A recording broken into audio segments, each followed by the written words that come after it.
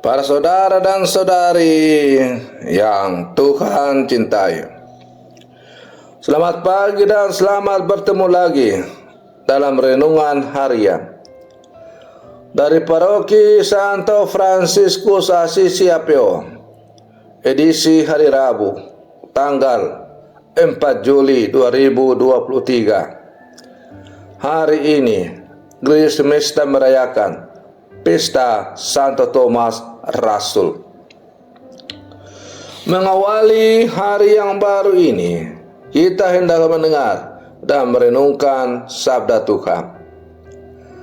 Marilah sebelum kita mendengar dan merenungkan sabda Tuhan, kita berdoa. Dalam nama Bapa dan Putra dan Roh Kudus. Amin. Allah Bapa yang Maha Kuasa, Engkau menggelorakan iman kami dengan teladan Santo Thomas yang kami rayakan pestanya hari ini. Semoga melalui pengalaman dan pengakuan iman Santo Thomas, kami diteguhkan dalam iman dan cinta kepadamu. Bersabdalah ya Tuhan, kami siap mendengarkan. Terpujilah Engkau Bapa, Putra dan Roh Kudus, kini dan sepanjang segala masa. Amin. Para saudara dan saudari yang Tuhan cintai, sabda Tuhan yang hendak kita dengar dan kita renungkan untuk mengawali hari yang baru ini diambil dari Injil Yohanes pasal 20 ayat 24 sampai 29. Tuhan bersamamu. Inilah Injil suci menurut Yohanes. Pada hari Minggu Paskah, ketika Yesus menampakkan diri kepada murid-muridnya, Thomas, seorang dari ke-12 murid yang juga disebut Didimus, tidak ada bersama-sama mereka. Maka kata murid-murid yang lain kepadanya, "Kami telah melihat Tuhan." Tetapi Thomas berkata kepada mereka, "Sebelum aku melihat bekas paku pada tangannya, dan sebelum aku mencucukkan jariku ke dalam bekas paku itu, dan mencucukkan tanganku ke dalam lambungnya, aku sama sekali tidak akan percaya." 8 hari kemudian, murid-murid Yesus berada kembali dalam rumah itu, dan Thomas bersama-sama mereka. Sementara pintu-pintu terkunci, Yesus datang. Ia berdiri tengah-tengah mereka dan berkata, "Damai sejahtera bagi kamu." Kemudian ia berkata kepada Thomas, "Taruhlah jarimu di sini dan lihatlah tanganku.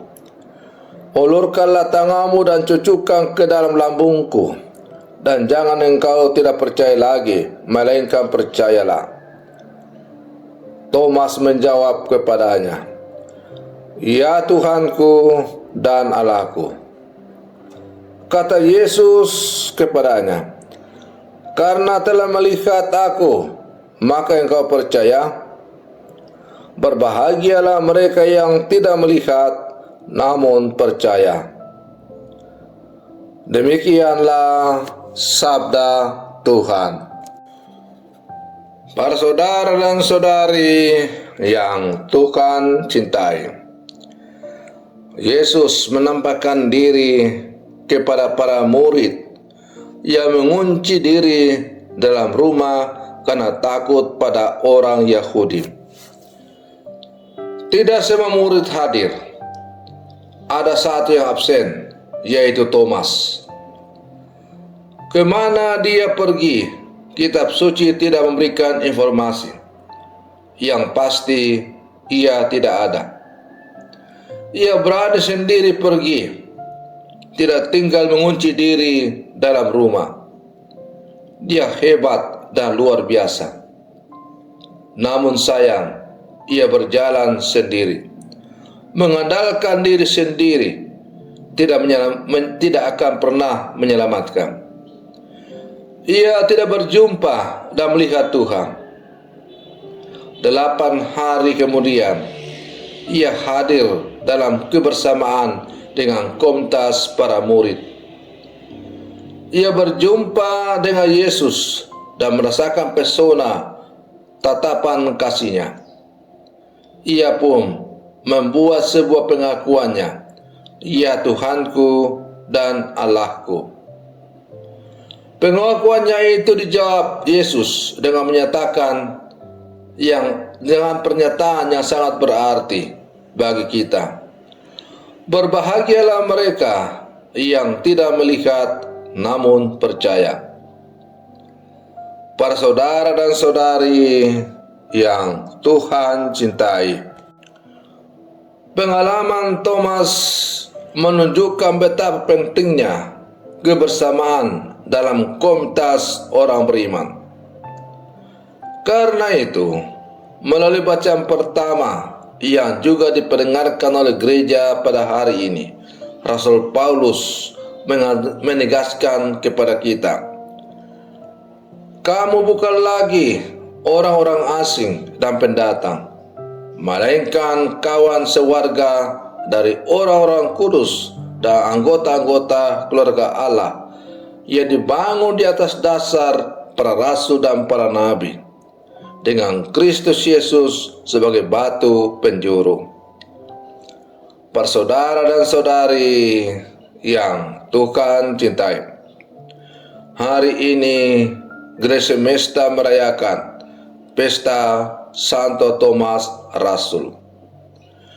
Melalui pengalaman Rasul Thomas, kita dapat belajar bahwa hendaklah kita menjadi orang-orang beriman yang kritis dalam menjalani kehidupan ini. Hendaklah kita jangan pernah mengandalkan kekuatan diri sendiri dalam menapaki jalan-jalan kehidupan kita sebagai murid-murid Yesus. Hendaklah kita selalu berjalan bersama dengan Yesus. Hendaklah kita selalu hidup dalam komunitas gereja ini, karena di dalam komunitas kumpulan orang-orang percaya kepada Yesus itu, kita akan memperoleh kekuatan, dan dengan kekuatan yang kita miliki bersama itu, kita akan mampu untuk menghadapi berbagai tantangan dinamika kehidupan di dunia ini, terutama tantangan-tantangan dinamika kehidupan dunia yang mengguncangkan iman kita. Para saudara dan saudari yang Tuhan cintai, semoga permenungan saya untuk mengawali hari yang baru ini semoga menghantar kita untuk menjadi murid-murid Yesus yang sejati. Selamat pagi, Tuhan Yesus memberkati.